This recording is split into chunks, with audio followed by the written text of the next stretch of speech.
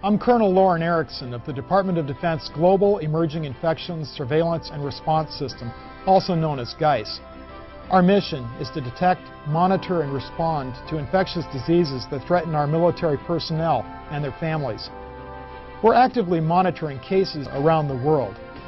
By now, most of you have heard about coronavirus. The Department of Defense is acting to protect you and your family in the event of a pandemic. You need to start thinking about what you will do if the services you depend on are not available. Imagine the effects on your family and community if hospitals are overflowing, if schools, banks, and post offices are closed, if services such as telephone, water, and power are disrupted. Stores may close or have limited supplies. You may not even be able to rely on public transportation. Consider that the ability to travel, even by car if there are fuel shortages, may be limited. In the 1950s, a weapon was invented that has become more powerful than America's deadliest weapons of mass destruction. It is the weapon of mass deception, and it is right in our own living rooms. The hypnotizing world of picture television brings us the news of the world through two central news agencies called Reuters and the Associated Press. The Rothschilds bought Reuters in the 1800s, which later bought the Associated Press and made the Rothschild family owners of the world's largest central news services. To the present day, the world depends on these Rothschild-owned central news services as their main source of news and information. In his book called Who Owns the TV Networks, author Eustace Mullins claims that the major TV networks, radio stations, newspapers, and publishing empires are controlled by the Rothschild, Rockefeller, and J.P. Morgan money cartels through their corporate conglomerates. The bankster-owned media conglomerates include weapons manufacturers General Electric and Westinghouse, which profit from promoting wars. Control over the internet, publishing, recording, and top cable companies can be traced back to the same Big Five media empires: General Electric, Time Warner, Viacom, Disney, and News Corp. These media monopolies are owned directly or indirectly by the Rothschild, J.P. Morgan, Rockefeller, and Oppenheimer Brotherhood. Yes, there are now more stations and more media voices, but they're all coming from the same ventriloquist. I scream, you scream, you know the rest. I scream, you scream, you know the rest. I scream, you scream, you know the rest. Well, I scream, you scream, you know the rest. I scream, you scream, well, you know the rest. I scream, you scream, well, you know the rest. I scream, you scream, well, you know the rest. Got it. I scream, you scream, you know the rest. I scream, you scream, we all know the rest. I scream, you scream, you know the rest. I scream, you scream, well, you know the rest. I scream, you scream, you know the rest. Mike Myers says, yeah, baby. Mike Myers says, yeah, baby. Mike Myers says, yeah, baby. Mike Myers says, yeah, baby. Mike Myers says, yeah, baby. Mike Myers says, yeah, baby. Mike Myers says, yeah, baby. A child's happiness is priceless, especially on a birthday. A child's happiness is priceless, especially on a birthday.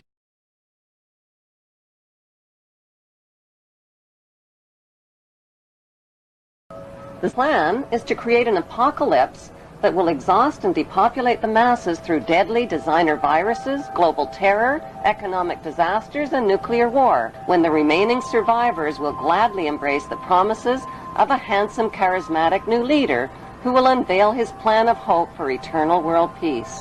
He will sell his peace plan by telling the world that border wars will only end by creating a world without borders.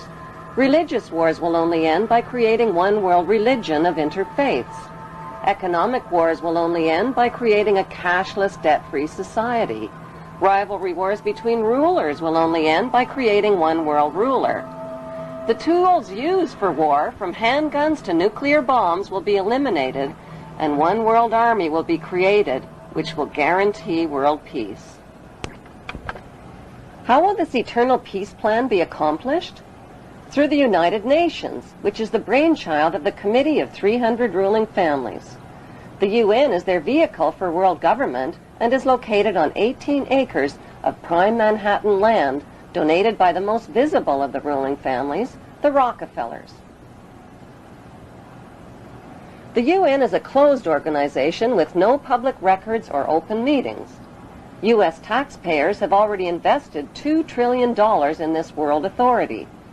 Although most of the people working for the UN are genuinely working for peace, the UN is a godless organization controlled by the Committee of 300.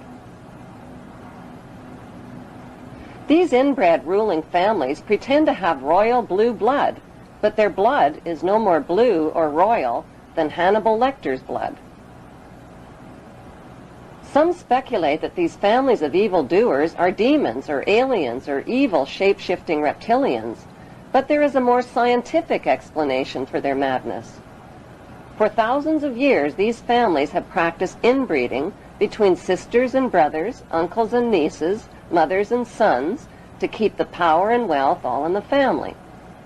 This practice of inbreeding over thousands of years has produced a clever but pathological breed of conscienceless, sociopathic families who will stop at nothing to own every ounce of gold, every drop of water, and every blade of grass on planet Earth.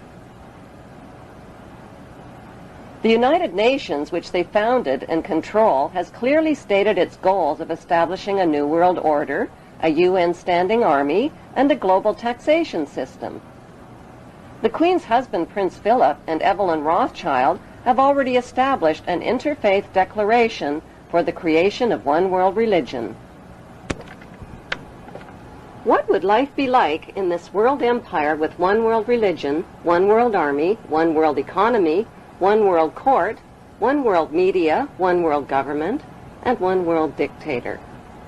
What the public doesn't know, peace on earth will be a forced peace in which citizens will have no rights.